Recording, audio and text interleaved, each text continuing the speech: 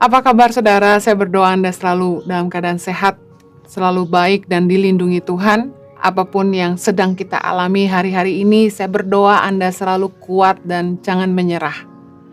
Banyak hal yang sedang terjadi hari-hari ini yang tentu tidak terlepas dari suka dan duka. Ada beberapa berita duka yang kita dengar di kanan kiri.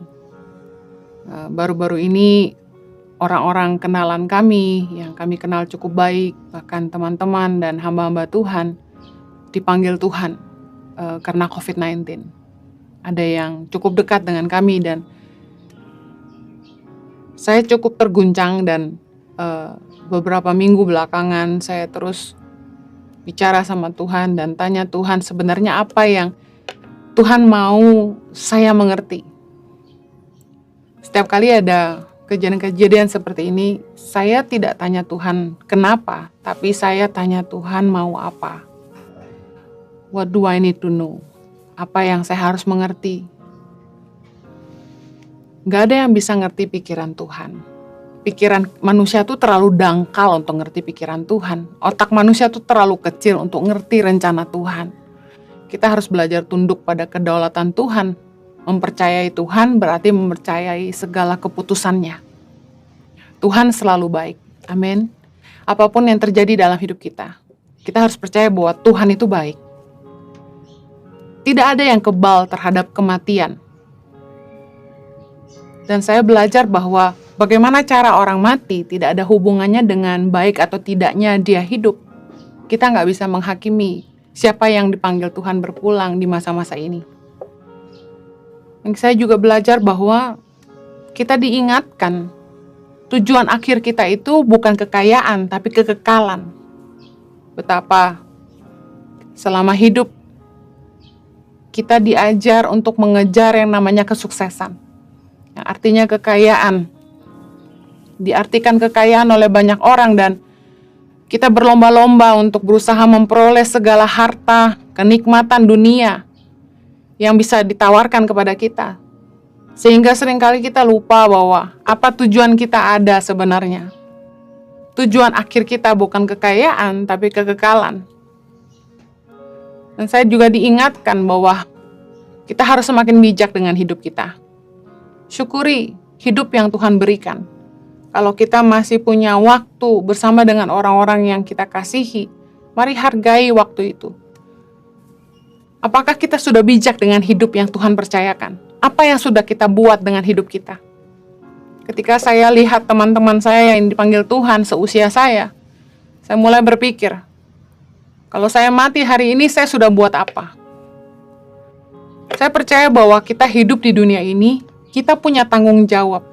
Yang paling menakutkan itu bukanlah kematian, tapi apakah kita bisa mempertanggungjawabkan hidup kita ketika kita berpulang.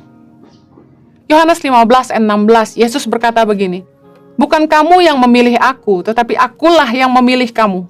Dan aku telah menetapkan kamu, supaya kamu pergi dan menghasilkan buah. Dan buahmu itu tetap, supaya apa yang kamu minta kepada Bapa dalam namaku, diberikannya kepadamu." Seringkali yang kita ingat adalah ayat di mana Yesus bilang, apa yang kamu minta kepada Bapa dalam namaku, diberikannya kepadamu. Kita selalu minta apa saja sama Tuhan dalam nama Yesus. Tapi kita lupa bahwa kita juga harus berbuah. Kita harus pergi dan menghasilkan buah, dan buah kita itu tetap.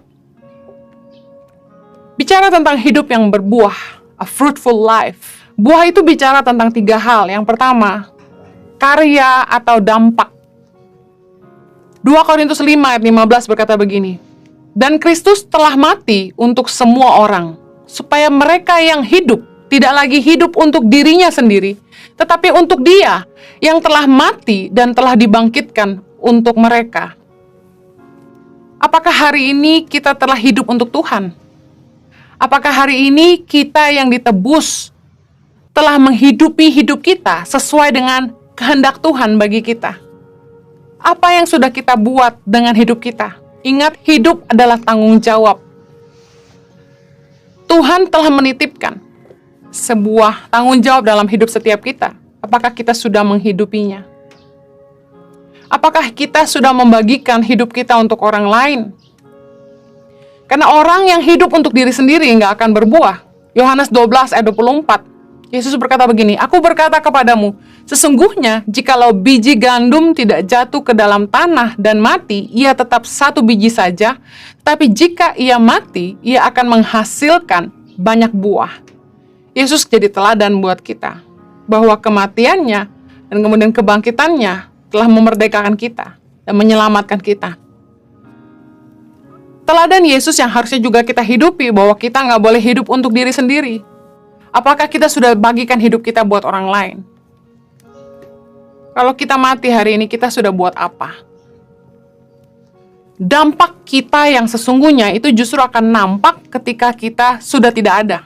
Satu hari saya punya kesempatan ke Calcutta, India. Dan saya sempat mengunjungi tempat panti asuhan dan sekolah yang didirikan oleh Mother Teresa. Di dalamnya ada biara dan ada kuburan Mother Teresa di situ, ada karya-karya tulisannya, ada kamar yang pernah didiaminya. Dan ketika saya ada di situ, saya lihat masih banyak anak-anak yatim piatu, anak-anak cacat yang ada di situ. Dan sedangkan Mother Teresa sudah tidak ada lagi, tapi karyanya masih terus bicara. Dampak kita justru akan nampak ketika kita nggak ada lagi. Betapa banyak hamba-hamba Tuhan yang buahnya kelihatan begitu nyata ketika mereka berpulang kepada Bapa. Begitu banyak orang yang menangisi mereka. Begitu banyak orang yang hidupnya sudah disentuh dan berubah berkat pelayanan mereka. Dan ketika mereka berpulang kepada Bapa, begitu banyak orang yang menangisi mereka. Apa yang sudah kita buat? Ketika kita pergi meninggalkan nama baik, sebuah legacy, warisan yang kita bisa tinggalkan buat para penerus kita. Apa yang kita bisa wariskan? Amsal 13 ayat 22 bilang, orang baik meninggalkan warisan bagi anak cucunya. Apakah kita bisa meninggalkan warisan yang baik buat para penerus kita? Legacy, apakah kita punya legacy? Yang kedua, buah bicara soal jiwa. Apakah keluarga kita sudah mengenal Tuhan? Berapa banyak orang yang sudah kita muridkan? Matius 28 ayat 19 bilang gini, karena itu pergilah, jadikanlah semua bangsa muridku, dan baptislah mereka dalam nama Bapa dan Anak dan Roh Kudus. Waktu saya lihat teman saya, sesama teman hamba Tuhan yang masih muda, dipanggil Tuhan, saya sedih banget karena kehidupannya sangat-sangat jadi berkat. Pengajarannya sangat baik, khotbahnya betul-betul luar biasa. Ketika secara virtual kami menyaksikan dia dimakamkan, saya nangis dan saya scroll IG-nya dan saya dengarkan khotbahnya. Sedih banget ngebayangin hamba Tuhan yang begitu luar biasa yang bisa memuridkan banyak orang dipanggil Tuhan. Puji Tuhan dia simpan khotbah-khotbahnya dalam sosial media sehingga sampai hari ini orang masih bisa tetap dengarkan. Saya cuma mau ingatkan bahwa ada satu mandat yang Tuhan titipkan dalam hidup kita, bahwa kita harus menjadikan semua bangsa murid Tuhan. Waktu saya merenungkan hidup teman saya ini, saya bilang sama suami saya, Jo, berapa banyak orang yang sudah kita muridkan? Kita harusnya mulai fokus ke situ. Nggak hanya sekedar khotbah-khotbah, tapi betul-betul ada orang-orang yang kita mentor. Kadang-kadang kita lupa bahwa Tuhan menitipkan sebuah mandat, sebuah tugas yang harus kita jalankan. Jangan sampai waktu kita berpulang ke rumah Bapa, apa yang Tuhan suruh kita kerjakan belum kita kerjakan. Apakah kita sudah melakukan apa yang Tuhan mau buat hidup kita? Janji Tuhan pasti jauh lebih panjang daripada usia kita. Mungkin hari ini saya belum selesai melahirkan 1.000 pemimpin bagi Indonesia. Mungkin saja ketika Tuhan panggil saya suatu hari nanti, saya belum melihat 1.000 pemimpin buat Indonesia yang kami lahirkan. Karena janji Tuhan itu lebih panjang daripada usia kita. Tapi paling enggak, kita sudah memulai. Kita sudah lakukan bagian kita. Dan harus ada orang yang lain yang meneruskannya. Saya mau ingatkan bahwa jiwa itu sangat berharga bagi sorga. Lukas 15 ayat 7 bilang gini, "Aku berkata kepadamu, demikian juga akan ada sukacita di sorga karena satu orang berdosa yang bertobat, lebih daripada sukacita karena 99 orang benar yang tidak memerlukan pertobatan." Bagi Tuhan, satu jiwa sangat berharga. Apakah kita sudah memenangkan keluarga kita? Pelayanan saya yang pertama adalah berdoa syafaat buat keluarga saya. Setiap malam saya berdoa buat keluarga saya. Dan saya bersyukur sama Tuhan kalau hari ini mereka satu-satu sudah mengenal Tuhan. Waktu saya sekolah di Australia, saya sempat tinggal 1 tahun di rumah paman saya. Dan saat itu mereka belum kenal Tuhan. Setiap pagi saya bangun, saya tumpangin tangan semua patung-patung berhala di rumahnya. Dan saya bersyukur hari ini paman saya dan keluarganya mereka sudah ikut Tuhan. Bahkan sungguh-sungguh. Doa kita tuh nggak ada yang sia-sia. Waktu kami masih SMA, saya sama suami, waktu itu masih pacar, kita bikin persekutuan di sekolah. Setiap pulang sekolah, kami cuma 4-5 orang, kami berdoa, lalu kami tumpang tangani setiap kursi-kursi di kelas-kelas yang ada. Dan kami bersyukur setelah kami kuliah di Australia, kami dengar teman-teman kami di masa SMA yang tadinya belum kenal Tuhan, hari ini sudah ikut Tuhan. Doa tuh nggak pernah sia-sia. Jiwa tuh bagi sorga sangat berharga. Yakobus 5 ayat 20 bilang gini, "Ketahuilah bahwa barang siapa membuat orang berdosa berbalik dari jalannya yang sesat, ia akan menyelamatkan jiwa orang itu dari maut dan menutupi banyak dosa." Ayo jangan menghakimi orang berdosa, tapi berusaha menuntun mereka, supaya mereka berbalik dari jalan mereka yang sesat, berbalik kepada jalan Tuhan.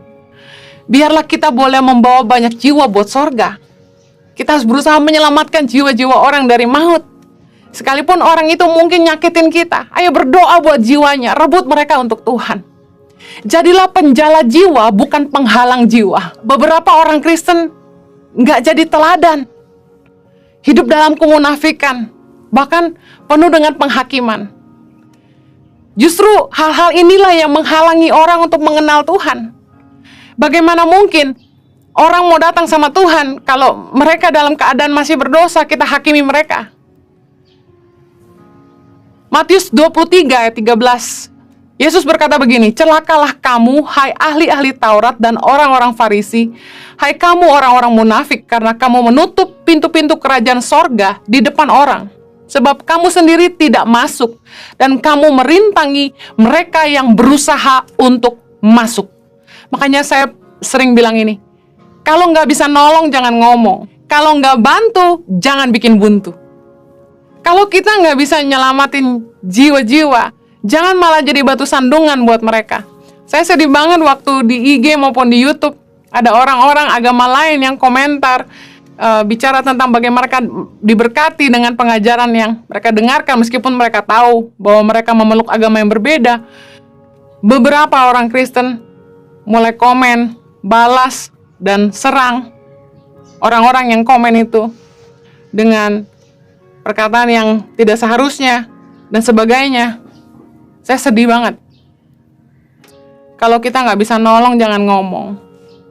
Kalau kita nggak bisa bantu, jangan bikin buntu. Jiwa bagi Tuhan itu sangat berharga. Saya tuh nggak merasa besar kepala atau sombong ketika orang memuji khotbah dan sebagainya. Saya tuh malah sangat-sangat terberkati itu ketika saya baca kesaksian di komen-komen YouTube maupun IG, ketika ada yang bilang gini, "Kak Heni, hidup saya berubah sejak saya dengerin khotbah Kak Heni. Kak Heni, iman saya bertumbuh. Kak Heni, saya ikut Tuhan sungguh-sungguh sejak saya ikutin khotbah Kak Heni. Kak Heni, hidup saya berubah." Hal-hal ini tuh bikin saya nangis. Karena sebenarnya saya tahu Tuhan cuma pinjam mulut saya. Tuhan cuma titipkan firman-Nya di hati saya. Nggak ada yang saya buat. Semuanya Tuhan yang buat. Kita ini cuma bejana. We're only the vessel. Saya tuh ibaratnya pipa. Saya cuma pipa aja. Sorga kirimkan semuanya itu lewat saya. Saya selalu bilang, saya cuma keledainya Tuhan Yesus. Kalau kita nggak bisa menangkan jiwa-jiwa, paling nggak kita berdoa buat mereka. Jangan serang mereka. Semua orang berhak dengar kabar baik. Semua orang berhak dengar betapa Tuhan mengasihi mereka. Siapapun mereka, apapun agamanya. Kadang-kadang roh agamawi itu gini, bikin kita ngerasa kita lebih benar dari orang lain. Kita pikir kita udah paling suci, udah paling hebat. Semua agama salah, kita udah paling benar. Padahal hal-hal ini yang Yesus selalu marah dan bilang bahwa itu kemunafikan. Ayo jadi penjala jiwa, jangan jadi penghalang jiwa. Yang ketiga, buah bicara soal perubahan hidup. Matius 3 ayat 8 bilang gini, jadi hasilkanlah buah yang sesuai dengan pertobatan. Saya ingin saudara lihat gambar ini. Masih hidupkah saya besok? Mari perbaiki diri kita dari sekarang. Karena kematian gak akan nunggu kita berubah. Kalau kita takut mati, perlu dipertanyakan, apakah kita telah mengalami kasih Tuhan? Karena kalau kita mengasihi Tuhan dan kita tahu Tuhan mengasihi kita, waktu Tuhan jemput kita harusnya kita bahagia. Karena artinya tugas kita di bumi ini selesai. Mungkin kita pikir kita akan sedih waktu kita meninggalkan orang-orang yang kita sayangi. Tapi percayalah bahwa Tuhan juga mengasihi mereka. Dan Tuhan pasti pelihara mereka. Yang jadi fokus kita harusnya adalah, apakah kita telah menghidupi tanggung jawab yang Tuhan percayakan dalam hidup kita? Bisakah kita mempertanggungjawabkan hidup kita sama Tuhan? Baik kepercayaan dalam bentuk harta, pengetahuan, keahlian, dan yang paling penting, apakah kita sudah hidup seturut dengan kehendak Tuhan? Apakah hidup kita berbuah? Apakah kita telah berubah? Mari kita lihat dalam firman Tuhan, apa yang dimaksud dengan berubah. Buah seperti apa yang Tuhan mau kita hidupi. Efesus 4 dengan perikop manusia baru, ayat 17. Sebab itu kukatakan dan kutegaskan ini kepadamu di dalam Tuhan. Jangan hidup lagi sama seperti orang-orang yang tidak mengenal Allah dengan pikirannya yang sia-sia. Ayat 18. Dan pengertiannya yang gelap, jauh dari hidup persekutuan dengan Allah. Karena kebodohan yang ada di dalam mereka dan karena kedegilan hati mereka. Perasaan mereka telah tumpul sehingga mereka menyerahkan diri kepada hawa nafsu dan mengerjakan dengan serakah segala macam kecemaran. Tetapi kamu bukan demikian, kamu telah belajar mengenal Kristus. Ini harapan yang Tuhan mau dari kita. Jangan lagi hidup sama seperti orang-orang yang tidak mengenal Allah. Dengan pikirannya yang sia-sia, pengertiannya yang gelap, dan hidup yang jauh dari persekutuan dengan Tuhan. Mari kita jadi orang yang bijaksana dengan hidup kita. Mari hidup dengan sungguh-sungguh. Jangan dengan pikiran yang sia-sia. Kita telah mengenal kebenaran, mari hidupi kebenaran. Saya akan bacakan ringkasannya dengan cepat dalam Efesus 4 ayat 25-32. Nanti Anda bisa baca sendiri di rumah. Apa yang harus kita ubah? Ayat 25, buanglah dusta. Kemudian apabila kamu menjadi marah, janganlah kamu berbuat dosa. Orang yang mencuri, janganlah mencuri lagi. Jangan ada perkataan kotor keluar dari mulutmu. Segala kepahitan, kegeraman, kemarahan, pertikaian, fitnah, hendaklah dibuang dari antara kamu. Ayo berubah. Jangan bohong lagi. Jangan berbuat dosa. Jangan mencuri. Jangan berkata-kata kotor. Dan jangan pahit. Harus mengampuni. Jangan bertengkar dan jangan saling fitnah. Jaga perkataan kita dari hal-hal yang sia-sia. Jaga pikiran dan hidup kita dari perkara yang sia-sia. Mari hidup berbuah. Ingat, buah bicara soal yang pertama, karya atau dampak. Yang kedua, jiwa. Yang ketiga, perubahan hidup. Kalau kita mati hari ini, kita sudah buat apa? Mari persiapkan hidup kita. Hidupi kehendak Allah. Hidupi firman Allah. Selalu siaplah. kapanpun Tuhan jemput kita, percayalah itu akan jadi hari yang paling bahagia. Mari kita berdoa. Bapa di sorga, kami bersyukur kalau kami masih boleh hidup hari ini di bumi ini. Kami bersyukur buat anugerah Tuhan. Terima kasih buat kepercayaan kalau kami masih boleh bangun setiap pagi dan memandang orang-orang yang kami sayang. Tuhan, terima kasih. Kalau kami masih dikasih nafas, dikasih kekuatan untuk berkarya Tuhan, untuk melayani Tuhan. Kami mau lakukan itu dengan sepenuh hati, dengan penuh ucapan syukur. Kami gak mau sia-siakan hidup kami. Kami mau pakai hidup kami untuk kemuliaan Tuhan. Tuhan tolong kami, mampukan kami, supaya kami meninggalkan hidup kami yang sia-sia, dan sungguh-sungguh hidup untuk Allah. Kiranya kasih karunia-Mu memampukan setiap kami. Terima kasih Bapa, demi nama Yesus kami berdoa. Amen.